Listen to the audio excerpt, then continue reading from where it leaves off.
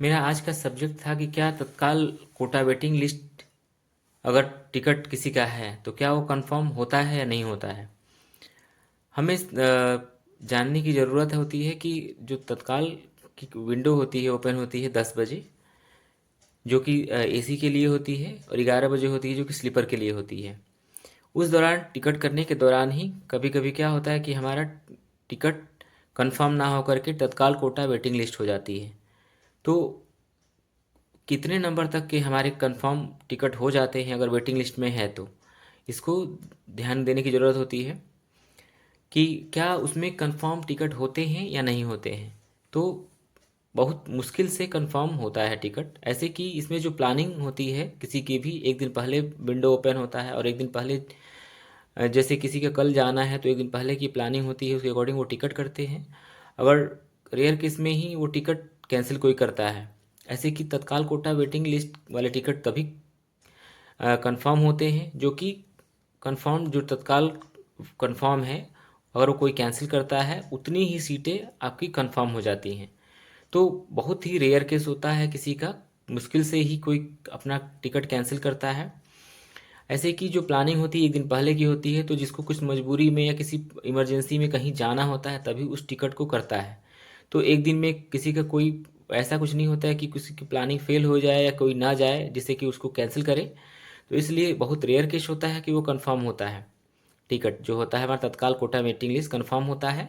फिर भी 1 से 2 नंबर तक कभी कभी कंफर्म हो जाता है, वो भी रेयर केस में होता है जब कोई कैंसिल कर दे तो।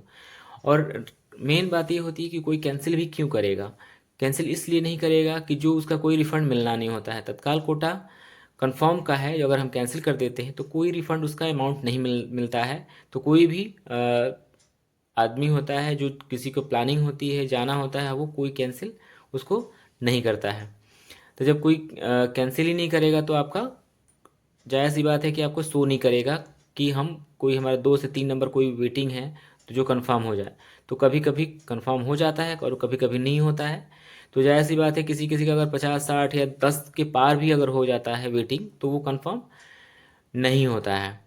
तो आपके पास एक ही ऑप्शन बचता है कि आप उसको खुद से भी कैंसिल कर सकते हैं या फिर रेलवे आपको कैंसिल कर देता है।